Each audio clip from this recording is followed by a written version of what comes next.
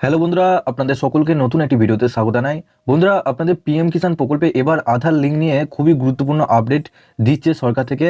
এবং আপনাদের DBT link না থাকলে কিভাবে ডিবিটি লিঙ্ক আপনারা করবেন, এবং আপনাদের আরও একটি গুরুত্বপূর্ণ আপডেট দেবো, যেটা আপনাদের মধ্যে কেউ যদি সেই ভুল করে থাকেন তাহলে কিন্তু আপনারা এই 16তম কিস্তির টাকা আপনাদের অ্যাকাউন্টে পাবেন না। তো চলুন বন্ধুরা, আপনারা এই ভিডিওটির মাধ্যমে সমস্ত ডিটেলস জানতে পারবেন। তার আগে বন্ধুরা, আপনাদের কাছে একটাই রিকোয়েস্ট করবো, চ্যানেলে নতুন হলে চ্যানেলটিকে অবশ্যই সাবস্ক্রাইব করে বেল নোটিফিকেশনটি অল করে রাখবেন এই ধরনের নতুন কিছু আপডেট সবার আগে পাওয়ার জন্য। আর যারা আগে থেকে সাবস্ক্রাইব করে রেখেছেন তাদেরকে অসংখ্য ধন্যবাদ। তো চলুন বন্ধুরা, ভিডিওটি শুরু করা যাক। তো বন্ধুরা, সবার প্রথম আপনার pmkisan.gov.in এই যে ওয়েবসাইটটা আপনারা দেখতে পাচ্ছেন, এই অফিসিয়াল ওয়েবসাইটে চলে আসবেন। এই সাইটে আসার পর একটু নিচে দিকে আসবেন। নিচে আসার পর এখানে আপনারা নো ইউর স্ট্যাটাস অপশনে ক্লিক করবেন। এখানে সবার প্রথম আপনার রেজিস্ট্রেশন নাম্বারটা বসাবেন, তারপর ক্যাপচারটা এখানে পাশে বসাবেন, তারপর গেট অপশনে আপনাদেরকে ক্লিক করতে হবে। তো বন্ধুরা, গেট ওটিপি অপশনে ক্লিক করার পরই আপনাদের সামনে এখানে দেখুন নতুন একটা স্ট্যাটাস দেখাচ্ছি। এখানে ল্যান্ড সিডিং ইয়েস আছে, ইকেওয়াইসি স্ট্যাটাস ইয়েস হচ্ছে, কিন্তু এখানে আধার ব্যাঙ্ক অ্যাকাউন্ট সিডিং স্ট্যাটাস এখানে নো রয়েছে। আপনাদের যদি এরকম স্ট্যাটাস দেখায়, আধার ব্যাঙ্ক অ্যাকাউন্ট স্ট্যাটাস যদি নো দেখায়, সেক্ষেত্রে আপনারা 16তম কিস্তি টাকা আপনাদের অ্যাকাউন্টে পাবেন না। কারণ বন্ধুরা, এখানে আপনার পুরোপুরিভাবে ব্যাংকের সাথে আধার লিঙ্ক নেই। যদি ব্যাংকের সাথে আধার লিঙ্ক না থাকে সেক্ষেত্রে আপনারা এই টাকা পাবেন না, কারণ সরকার থেকে যে টাকাটি আছে সেই টাকাটা পুরোপুরিভাবে আপনাদের আধার সিস্টেমের মাধ্যমে আসে, এবং ওখানে আপনাদের ডিবিটি লিঙ্কের মাধ্যমেও আসে। সেই ডিবিটি লিঙ্ক আপনারা কীভাবে করবেন সেটাও আপনাদেরকে জানাবো। সবার প্রথম আপনাদেরকে যে কাজটা করতে হবে, যদি আধার লিঙ্ক না থাকে ব্যাংক অ্যাকাউন্টের সাথে, তো বন্ধুরা আপনাদের যে অ্যাকাউন্ট রয়েছে সেই ব্যাংকে গিয়ে আপনাদেরকে আগে আধারের সাথে আগে ব্যাংকের অ্যাকাউন্ট লিঙ্ক করতে হবে। অর্থাৎ আপনাদের ব্যাংকে গিয়ে বলতে হবে যে কেওয়াইসি ফর্ম জমা করতে হবে। ওখানে কেওয়াইসি ফর্ম ফিল আপ করে ব্যাংকে জমা করার পর আপনাদের এখানে স্ট্যাটাসটি কিন্তু পুরোপুরিভাবে এখানে ইয়েস দেখিয়ে দেবে। এর সাথে আপনাদের এখানে একটু নিচের দিকে আসবেন। নিচে আসার পর এখানে দেখুন এফটিও প্রসেসড ঘরে এখানে নোড রয়েছে। এফটিও প্রসেসড ঘরে নোড থাকাকালীন আপনাদের মধ্যে অনেকে ভাবছেন যে এফটিও প্রসেসড এখনো নোড হয়েছে, তাহলে কি আপনারা টাকা পাবেন না? তো তা কিন্তু নয়। আপনাদের এফটিও কথাটি অর্থ হলো ফাইল ট্রান্সফার অর্ডার, অর্থাৎ আপনাদের এই যে 16তম কিস্তি টাকা, এটা কিন্তু স্টেট পুরোপুরিভাবে আপনাদের কেন্দ্র সরকারের কাছ থেকে রিকোয়েস্ট করছে।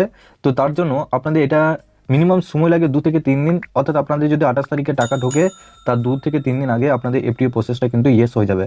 অনেক ক্ষেত্রে কিন্তু একদিনের মধ্যে হয়ে যায়, 1 ঘন্টার মধ্যেও কিন্তু হয়ে যায়। তো এটা নিয়ে অসুবিধা নেই যে আপনাদের এফটিও প্রসেসটা কখন হবে, এটা আপনাদের অটোমেটিকভাবে হয়ে যাবে। তার আগে উপরে আপনাদেরকে এই 3টে স্ট্যাটাস আগে ইয়েস আছে কিনা সেটা আগে দেখে নিতে হবে। যদি ইয়েস থাকে সেক্ষেত্রে আপনারা আপনাদের অ্যাকাউন্টে কিন্তু টাকা পেয়ে যাবেন। এবং আপনাদের আধার কার্ডের সাথে ব্যাংকের অ্যাকাউন্ট লিঙ্ক আছে কিনা সেটা অবশ্যই দেখে নেবেন। এবং ইকেওয়াইসি স্ট্যাটাস ইয়েস আছে কিনা সেটাও কিন্তু খুবই জরুরি।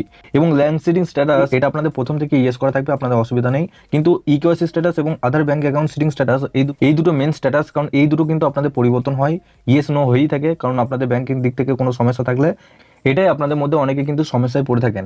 তো বন্ধুরা, এটা অবশ্যই আপনারা করবেন। যদি আপনাদের এখানে নো থাকে সেক্ষেত্রে আপনাদের ব্যাংকে গিয়ে ইয়েস করে নেবেন। এবং আপনাদের ডিবিটি লিঙ্কটা কি? ধরো আপনাদের ডিবিটি লিঙ্কটা হচ্ছে ডাইরেক্ট বেনিফিট ট্রান্সফার, অর্থাৎ কেন্দ্র সরকার থেকে আপনাদের দুটোর সময় টাকা ছাড়বে। তো দুটোর সময় টাকা ছাড়ার সাথে সাথে আপনাদের অ্যাকাউন্টে এই যে ঢুকছে, এই প্রসেসটা হচ্ছে ডাইরেক্ট বেনিফিট ট্রান্সফার, অর্থাৎ আধারের মাধ্যমে আপনাদের এই টাকাটা পাঠাচ্ছে। তো ডিবিটি লিঙ্কটা আপনারা কিভাবে অন করবেন, এটাও কিন্তু আপনাদের নিজে নিজে ব্যাংকে গিয়ে দেখা করবেন। ব্যাংকে দেখা করার পর ওখানে আপনাদেরকে বলতে হবে যে ডিবিটি লিঙ্কটা আমার অ্যাকাউন্টে অন করে দিন। ডিবিটি লিঙ্ক অন না থাকলে আপনারা কিন্তু এই 16তম কিস্তি টাকা আপনারা পাবেন না। কারণ 16তম কিস্তি টাকা পেতে গেলে ডিবিটি লিঙ্কটাও অতটাই জরুরি যতটা আপনাদের ইকেওয়াইসিটা। তো অবশ্যই আপনারা নিজে নিজে ব্যাংকে গিয়ে দেখা করবেন।